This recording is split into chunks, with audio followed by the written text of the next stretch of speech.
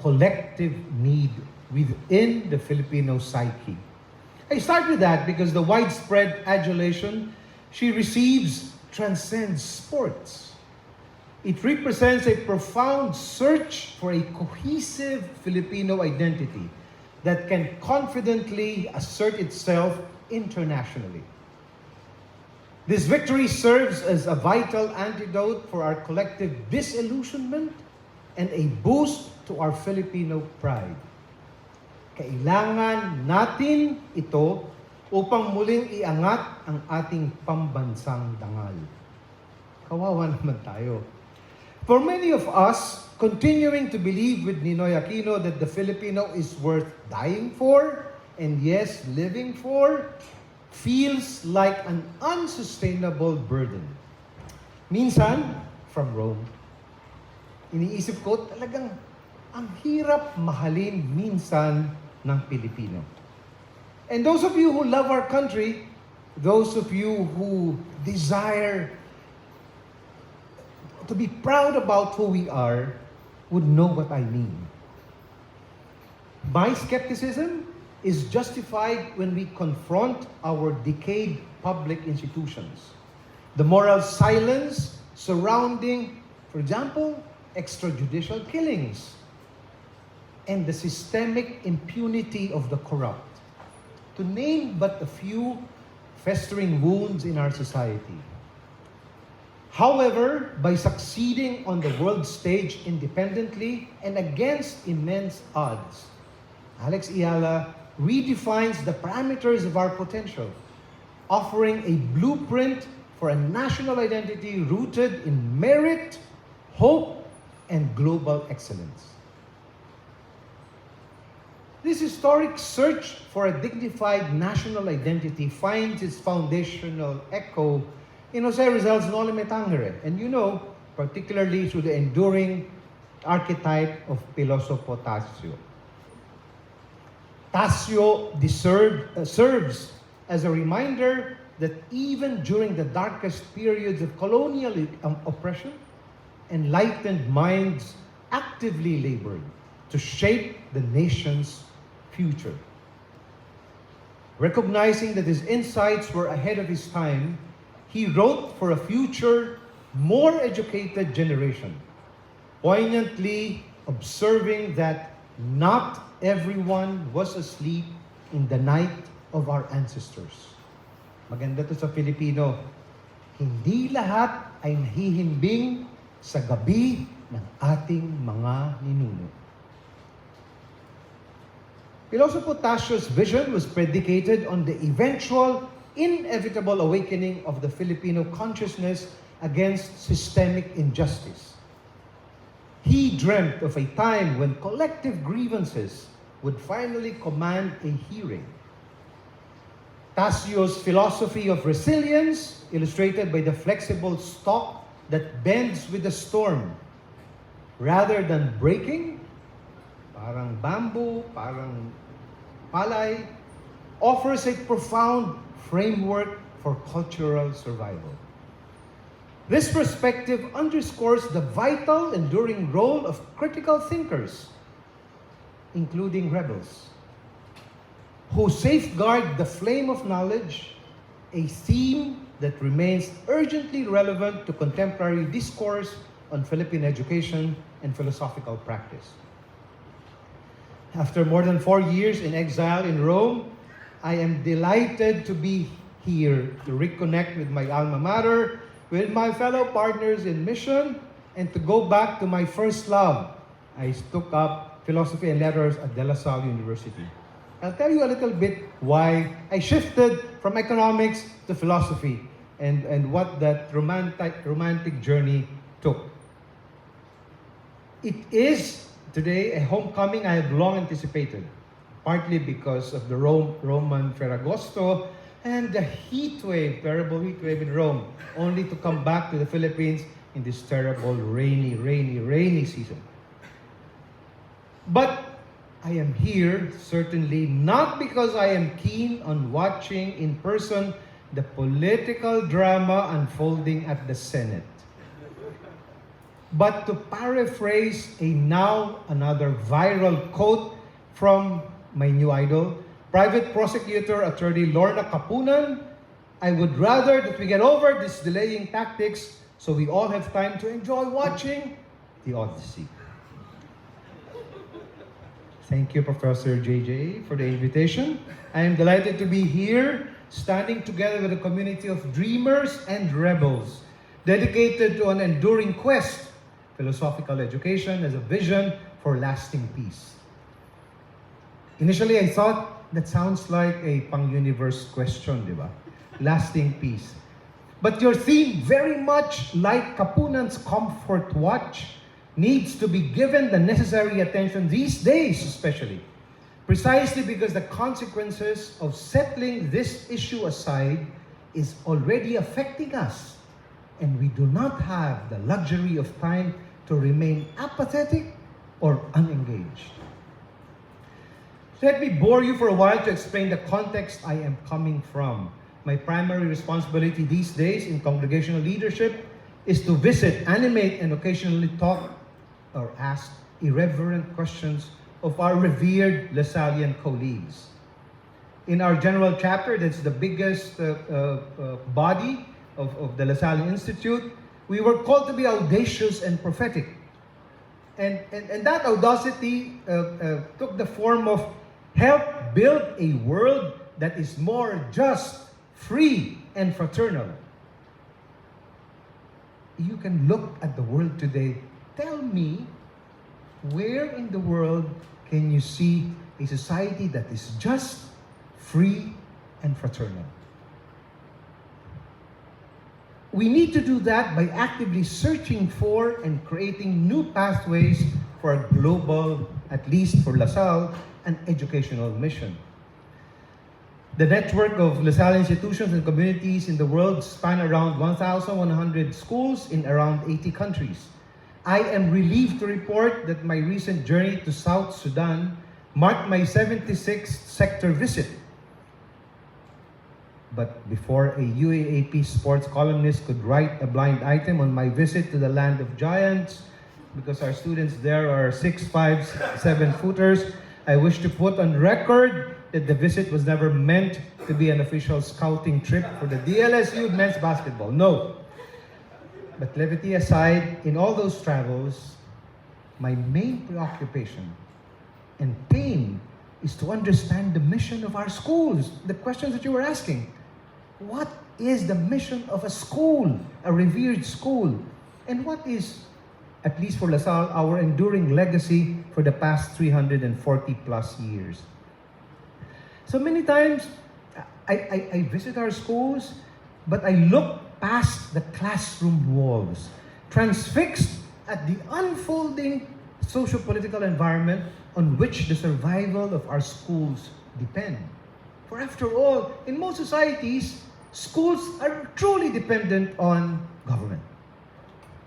Whether in war-torn terrains of East Africa, the polarized political landscapes of Southeast Asia, or the developed economies of Europe and North America, a universal threat appears whenever a society stops reasoning well enough to think and decide for itself, sometimes wittingly, but many times unwittingly.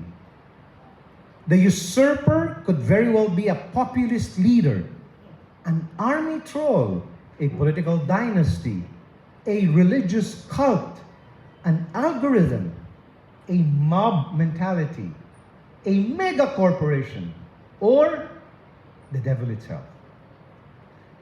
When critical thinking is abandoned, institutions crumble, empathy erodes, and the demagoguery thrives. Therefore, fostering the capacity for critical thought must become a preeminent concern for all global citizens. If we genuinely wish to secure human survival, achieve lasting peace, foster sustainable development for all peoples. But I think these are just bonuses. More than all these human aspirations and universal learnings, what we ultimately lose is our innermost and truest and most sacred self. The Hindu Atman, Plato's Nous, the Christian Pneuma, Leibniz Monad, the Filipino Loob. This is precisely why we gather today. We stand in fierce defense of a discipline that serves as both the foundational armor of the individual Atman and the ultimate guarantor of the survival of our universal humanity. Far from being a luxury reserved for the academic elite, critical thought is an urgent necessity in this deeply wounded, anxious, and fractured world we navigate every morning. Just think of the best leaders you know. Donald Trump, Netanyahu. I won't name them anymore. I don't want to destroy your day. But think about how possible is it that the worst among us is elected as a leader. To abandon it, this critical thinking, is to surrender to the usurper. To cultivate it is to reclaim our humanity. And that's why this battle is urgent and is real. I'll return to my idol, Attorney Kapunan's viral reference to Homer's Odyssey. It is surprisingly serendipitous, at least for me when I was writing my keynote, even for our purposes.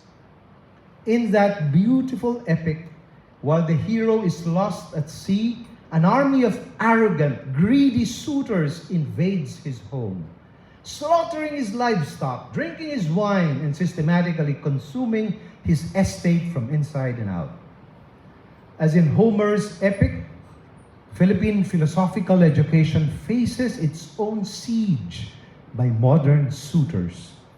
I will not name them, as I might receive a subpoena to the congressional hearing. But their name is Legion. They routinely critique university curriculum as being, and I quote, GE heavy and internship light. Medyo tama naman. Pero kailangan natin pag-isipan. Treating the humanities as a mere bloat to be purged. To be fair and realistic, I have been in government, I have been in education. This is a complex issue. And there is no one way to resolve it. I do not necessarily fault the proponents, even if I don't like them. Our youth need employment. Families require economic mobility. And we cannot generalize the genuine intentions of educational reformers, including some in the LSU, trying to fix a broken system. Okay naman yun. Nevertheless, we must ask a fundamental question. What happens when the cure for unemployment deals a fatal blow to the human soul? Pera? Dangal? To accommodate corporate internships, these modern suitors propose that we systematically dismantle the general education curriculum, slashing to half its 36 units. Standalone courses in philosophy, ethics, and art appreciation are slated for deletion or compression by 2028. These courses are being sacrificed in favor of the demands of the labor market. Like the suitors of Ithaca, these utilitarian pressures are occupying the household of the mind, leaving no room for what I consider the heart of education. Let us not pretend this siege is limited to budget cuts and political battles over school curriculums. The outside forces trying to privatize and control our intellectual spaces have grown infinitely more sophisticated. The absolute proof of this is the proposed compression of ethics. I will not go into details. It will no longer stand as a deep humanistic inquiry into what is good and just. Instead, it is being reduced to a mere subtopic in a tech-centric data course. Beyond this, actual proposals now actively advocate for replacing foundational logic courses with corporate critical thinking in quotes modules designed solely for BPO troubleshooting. Furthermore, recent institutional policy drafts push to defund non-STEM research grants, while separate regional directives seek to replace the broad historical reading of philosophical texts with hyper-specialized micro-credentialed certificates tailored to transient market trends. From where I stand, this is where Pope Leo has something deep to say. He warned against pressures like these in his first encyclical, powerful, Magnifica Humanitas, where he declared that, and I quote, artificial intelligence now demands to be disarmed, freed from logics that turn it into an instrument of domination, exclusion, and death. End of quote. When our educational policies reduce ethics to a compliance mechanism for data metrics, we invite a new kind of suitor into Odysseus' home, one that hollows out our capacity for deep human reflection and replaces it with an algorithm. Beyond the siege, Odysseus' journey was a desperate quest for Nostos, a homecoming to reclaim his true identity. For decades, Philippine academia has drifted across a heavily westernized ocean, training students to master continental theories while ignoring the wisdom in our own backyards. Kasi hindi raw ganong kataas ang isip, ang puso ng Pilipino. But achieving our intellectual nostos requires breaking free from colonial assumption that philosophy can only be spoken with a Western accent. True philosophical education must be localized, elevating native concepts like loob, kapwa, bayanihan into rigorous frameworks capable of addressing global crises. We must find our way back home. This journey toward home is not a path we chart from scratch, and I'm happy to be part of the philosophy department of De La Salle University. It is paved by visionary giants who refuse to let the Filipino mind be an empty vessel for foreign thought. We stand on the shoulders of pioneers who spend their lives anchoring philosophy in our local reality. Here in DLSU, we remember Dr. Emerita Quito, the only reason why I shifted from economics to philosophy.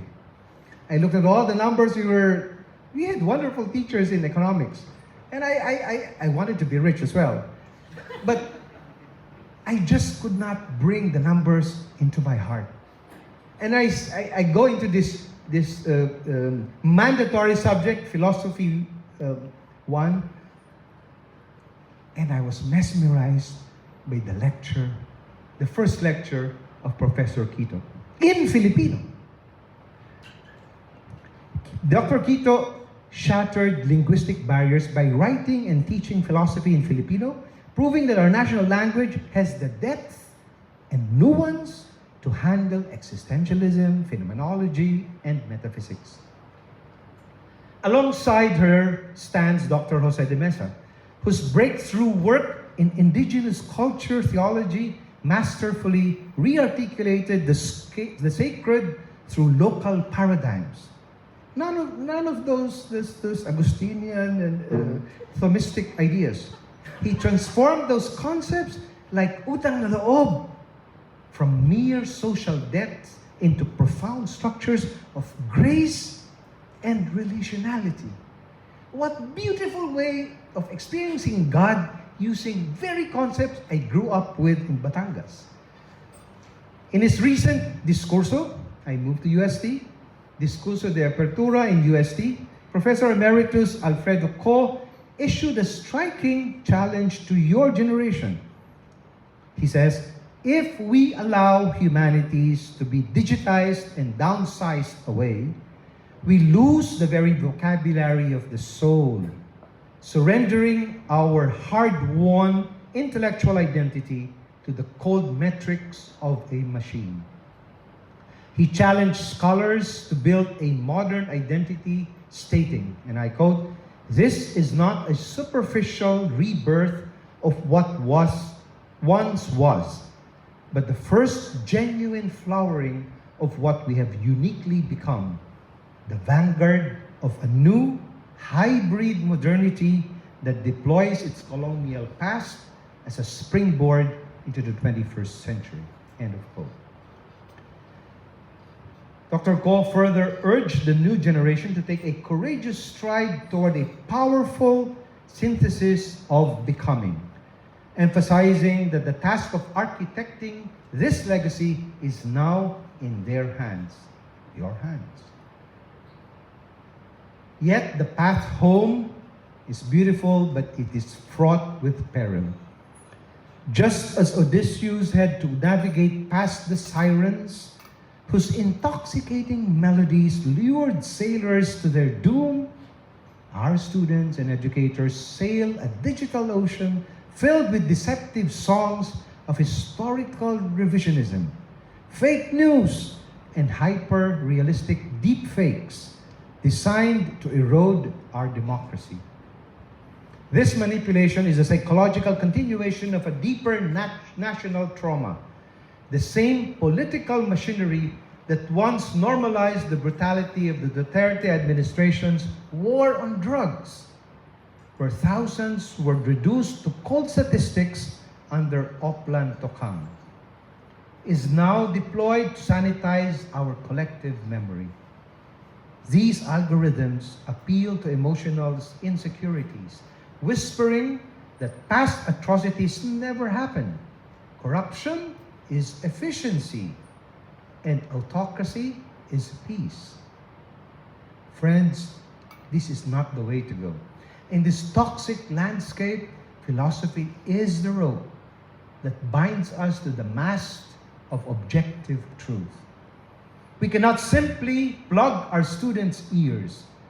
Instead, we must equip them with epistemic vigilance to dissect claims and refuse dangerous lies. That is our mission. To defeat these modern sirens and suitors, philosophy must leave its ivory tower. We must drag philosophical inquiry down from its academic heights to the open agora, the palenque, moving it out of university lecture halls like this beautiful one into the chaotic reality of the streets.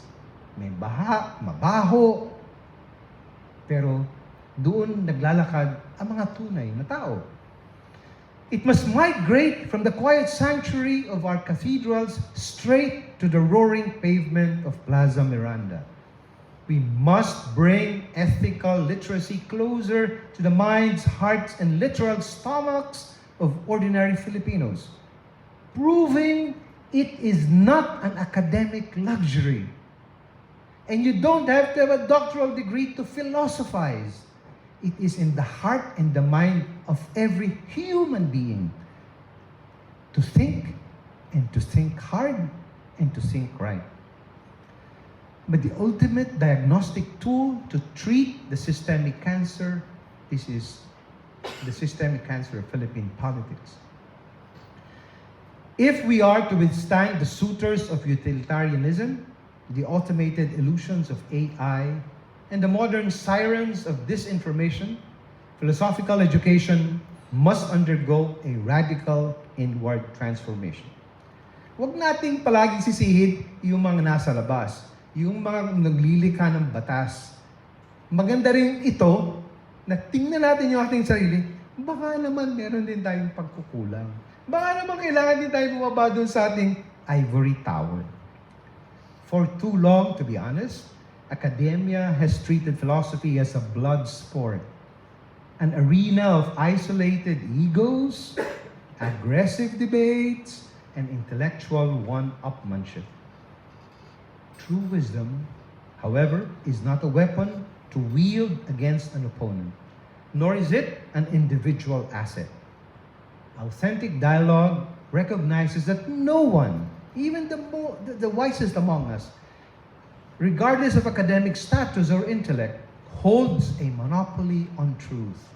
Rather, it seeks the truth in the other. What a Filipino way of looking at philosophy, just from that little perspective. I don't have the truth. I seek the truth with you because it is also in me. Excellence is found in a communal search for what is good and true for all. A process mirrored in Pope Leo's Magnificat Humanitas through the collective imagery of rebuilding the shattered walls of Jerusalem.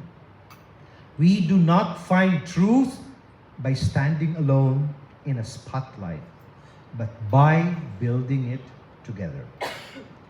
This communal ethos is deeply embedded in our Lasallian charism, in the church, and in many societies. It is not a nostalgic ideal, but a global mandate of true fraternity to foster a deep culture of encounter. Consequently, our lecture halls must cease to be battlegrounds of pride. Instead, they must become sacred spaces of communal discernment. Widening the tent is how the scriptures call it. To listen attentively to the voices on the margins rather than just the most credentialed in the room.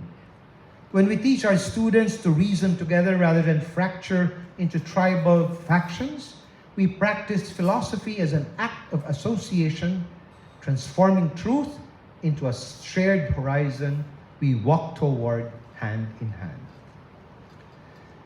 Look no further. The ongoing Senate impeachment trial, beyond the theatrical shouting matches and television cameras, the core of this proceeding rests on an abstract, deeply philosophical question. What constitutes betrayal of the public's trust? A philosophical lens elevates the definition of public trust from a vague political slogan into a concrete standard of governance. It forces our youth to look past the political theater and ethically evaluate severe structural charges, from financial ethics and the opaque handling of confidential funds to the rule of law and foundational failures of leadership. But debating these issues here will help a little. We need to bring these debates at home, in jeepneys, in our classrooms, our youth, so that our youth can develop a sharper moral compass, learning to view accountability not as a convenient weapon to crush partisan rivals, but as a universal requirement for anyone holding power. Philosophical education grants our youth intellectual autonomy, the mental armor needed to resist political dogma. But today, Philippine politics is lazily reduced to a toxic binary warfare between powerful dynasties. A young Filipino grounded in philosophical dialogue refuses to wear a dynastic jersey blindly. Instead, they use critical reasoning to objectively critique the actions of both sides. This intellectual autonomy is not only defense against algorithmic manipulation. Social media algorithms function as corporate suitors, feeding users content engineered to reinforce existing biases and turn citizens into unthinking, emotional tribalists. Philosophy commands young Filipinos to step back from their feeds, actively seek out primary evidence, such as live Senate transcripts or Commission on Audit reports, and form conclusions based on rigorous thought. To the early career philosophers here, I'm so glad to see so many of you You bring my hope alive. Dare to ask the dangerous questions. Thank you for the irreverent, dangerous questions this morning. Because those questions birthed our discipline in the first place. Resist the temptation of failing comfortably within the safe, predictable confines of a decaying status quo. Build the bridge as you walk on it, together, rather than waiting for bureaucratic curriculum boards, the Senate, the Department of Education, CHED, or foreign institutions to hand you a finished map. Walk your students toward their own conclusions, heart first, as much as head first. Philosophy will not by itself instantly end every war or magically heal every wound this fractured world carries. I make you no such extravagant promise, but I will leave you with this absolute certainty. A society that has stopped training its youth to reason together, to imagine one another's plight, and to hold contested intellectual ground without resorting to violence, has already lost the peace long before the first shot is ever fired. Conversely, a society that keeps training such people patiently, stubbornly, generation after generation, in rooms exactly the ones you will step into this term. This has already begun the sacred work of building lasting peace, long before treaties are signed and long before public policies finally catch up. You are not merely early career scholars chasing tenure or money or publication metrics. You can create the new world today. Like Telemachus standing resolute at the threshold of Ithaca, or the faithful Eumaeus guarding the gates against 100 greedy invaders, you are the current rightful keepers of our agora, of our palenque, of our marketplace. Our country needs you to clear the room for the next Iala, the next Quito, the next Rizal, the next Piloso Potasio. Do not let the modern suitors drive you out. Keep the household of the mind intact. Keep the gates of reason guarded. Keep the agora wide open. Sulong mga kasama, maraming salamat at mapagpalang umaga sa inyong